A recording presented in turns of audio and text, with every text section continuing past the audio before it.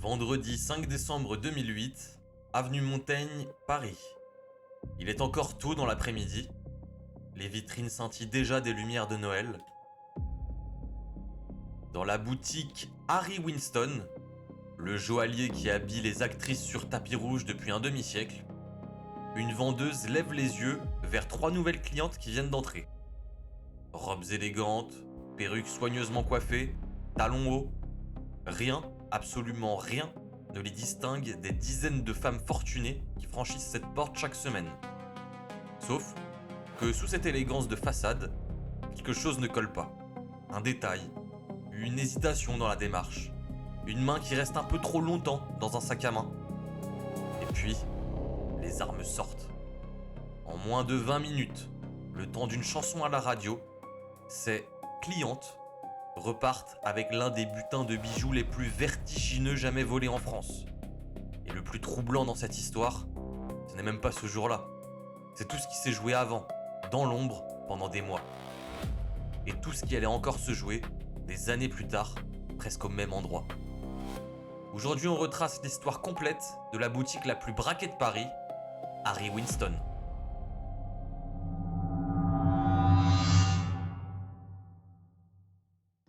Pour ressentir ce qui va suivre, il faut d'abord s'imprégner du lieu. Harry Winston n'est pas une bijouterie comme les autres. Fondée à New York dans les années 1930, la maison s'est construite une aura presque mythique. Le diamant Hope, offert au Smithsonian, les plus grandes actrices parées de ses créations aux Oscars depuis des décennies. On le surnomme sans ironie aucune, le joaillier des stars. Sa boutique parisienne trône avenue Montaigne, dans le 8e, l'artère la plus luxueuse de la capitale, entre les maisons de haute couture et les palaces. Derrière des vitres qui semblent à peine plus épaisses que du verre ordinaire, des dizaines de millions d'euros de pierres précieuses scintillent, à la vue de tous, jour après jour. Une beauté presque provocante, le genre de vitrine qui, quelque part dans la ville, ne laisse jamais tout à fait indifférent. Et à quelques kilomètres de là, dans un tout autre monde, quelqu'un vient d'y jeter un œil peu trop attentif.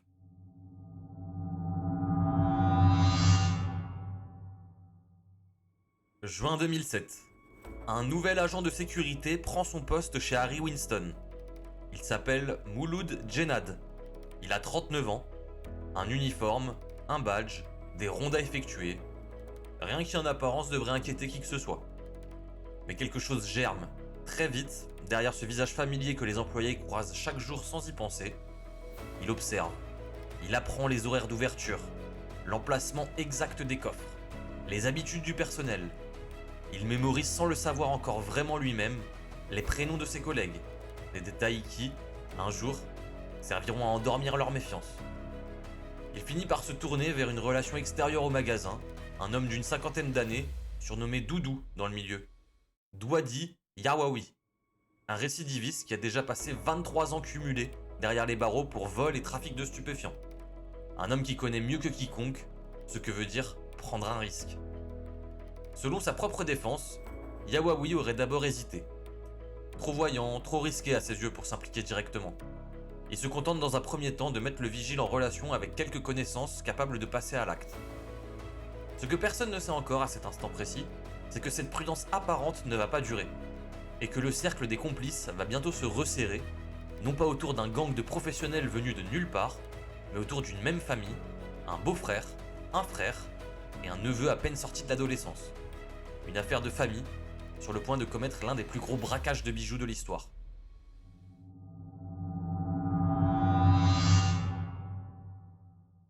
« 5 octobre 2007. Il fait déjà nuit sur l'avenue Montaigne. Les vitrines des maisons de luxe sont éteintes, à l'exception de quelques éclairages de sécurité. Dans la bijouterie Harry Winston, une porte de service s'entrouvre. Doucement. Trop doucement pour être un hasard.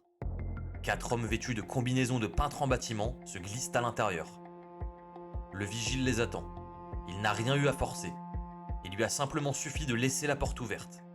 Ils vont passer la nuit entière cachés à l'intérieur de la même boutique, immobiles, silencieux, à quelques mètres de millions d'euros de pierres précieuses, dans le noir, en attendant que le jour se lève. 6 octobre au petit matin. Les premiers employés arrivent pour ouvrir la boutique. Routine. Café encore chaud, sourire, bonjour. Et soudain, les 4 hommes surgissent de l'ombre. Le personnel est menacé. Certains sont frappés. Le directeur, sous la menace d'une arme, n'a d'autre choix que de désactiver les alarmes et d'ouvrir un par un les coffres qu'il a juré de protéger.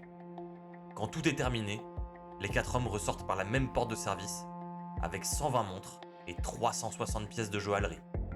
Plus de 32 millions envolés en une seule nuit, sans qu'une seule alarme n'ait jamais sonné.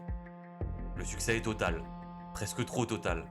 Et c'est peut-être précisément ce succès parfait qui va pousser cette même bande à retenter sa chance, un an plus tard, en plein jour cette fois, devant témoins, avec un tout autre visage.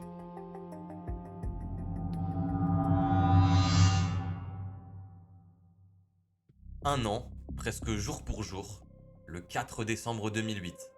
La période la plus chargée de l'année pour une boutique de joaillerie. Les achats de Noël battent leur plein, la rue grouille de monde. Cette fois, pas besoin de porte de service ni de nuit entière cachée dans l'obscurité. Le vigile complice est toujours en poste. Les 4 hommes entrent directement par l'entrée principale, en pleine journée, sous le regard de tous. 3 d'entre eux portent perruques et robes de femme, un déguisement presque absurde sur le papier, mais redoutablement efficace. Personne dans une boutique de luxe ne se méfie instinctivement d'un groupe de clientes élégantes. Ils avancent entre les vitrines, ils sourient, ils prennent leur temps, jusqu'à ce que le temps, justement, s'arrête net. Les armes sortent. Une quinzaine d'employés se retrouvent immédiatement sous la menace. Certains sont frappés à la tête, et parmi eux, un vertige particulier s'installe. Plusieurs remarqueront, bien plus tard, que leur agresseur semblait connaître leur prénom. Ce n'est pas un hasard, c'est un fantôme du passé, le fruit d'un renseignement partiellement récolté, mois après mois, par un collègue en qui ils avaient une confiance aveugle. En moins de 20 minutes, les vitrines se vident. Bagues, colliers, montres de très haute joaillerie. Les hommes ressortent, se fondent dans la foule de l'avenue Montaigne et disparaissent purement et simplement dans le flux des passants qui continuent de faire leurs courses de Noël sans rien savoir. 104 montres, 297 pièces de joaillerie, environ 71 millions d'euros. En cumulant les 2 braquages, plus de 100 millions d'euros de préjudice. L'un des plus gros vols de bijoux jamais enregistrés dans l'histoire de la criminalité française. Et pourtant, ce qui va suivre est peut-être le rebondissement le plus inattendu de toute cette histoire.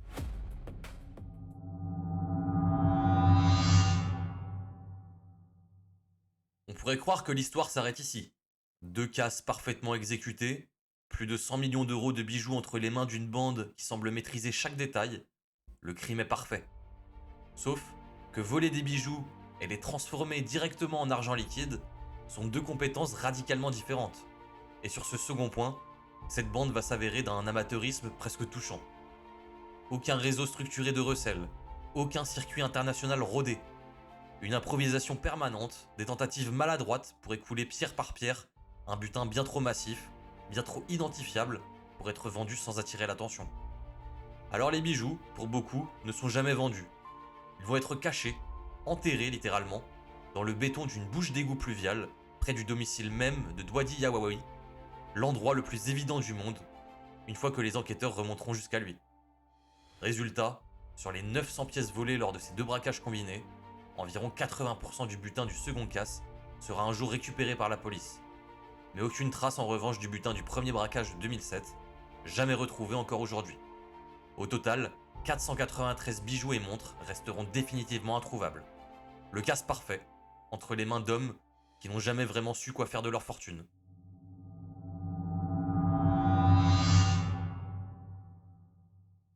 Après le deuxième braquage, la police judiciaire comprend qu'elle n'a pas affaire à un coup isolé, mais à un réseau capable de frapper 2 fois la même cible à 1 an d'intervalle. Sans jamais se faire repérer sur le moment, une filature méthodique se met en place. Des mois d'observation silencieuse. Petit à petit, les enquêteurs remontent le fil.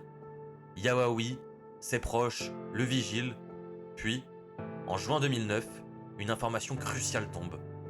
Des acheteurs étrangers doivent venir récupérer une partie du butin. C'est l'occasion que la police attend depuis des mois.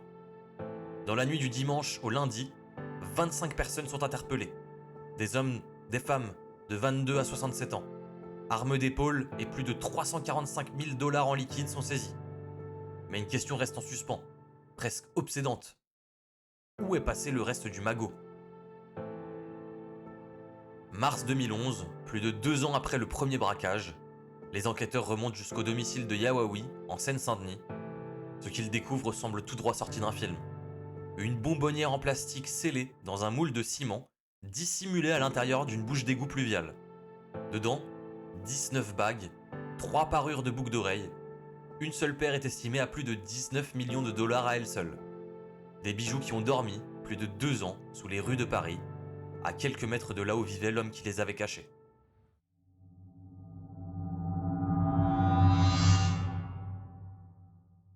Février 2015, plus de 6 ans après les faits, 8 hommes comparaissent enfin devant la cour. Âgés de 28 à 59 ans, l'un des avocats de la défense résume la scène d'une formule qui va rester. Dans les séries télévisées sur les braquages de bijoux, les malfaiteurs portent des gilets pare-balles. Ici, les prévenus se sont présentés en collants et en talons hauts. Parmi les accusés, Mouloud Djenad, l'homme par qui tout a commencé, face à la cour, reconnaît son rôle.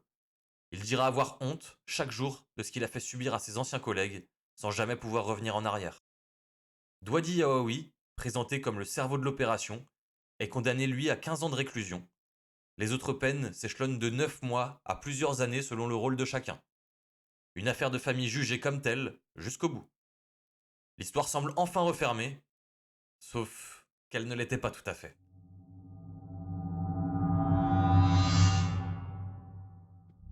Nous voilà le samedi 18 mai 2024, 16 ans après le braquage aux perruques. Un nouveau braquage armé frappe une boutique de luxe de l'avenue Montaigne. Les braqueurs arrivent et repartent à moto. Un seul coup de feu est tiré à l'extérieur, sur la voie piétonne, sans faire de blessés. Et ce qui rend cette troisième affaire si particulière, c'est justement l'épaisseur de son mystère. La police n'a jamais officiellement confirmé que la cible était bien Harry Winston, même si la localisation correspond exactement à son adresse. Aucun montant de butin n'a été communiqué, aucune arrestation à ce jour n'a été rendue publique. Un simple hasard ? Ou le signe que cette même vitrine continue, près de 20 ans plus tard, d'attirer les mêmes regards ? Personne à ce stade ne peut encore répondre avec certitude.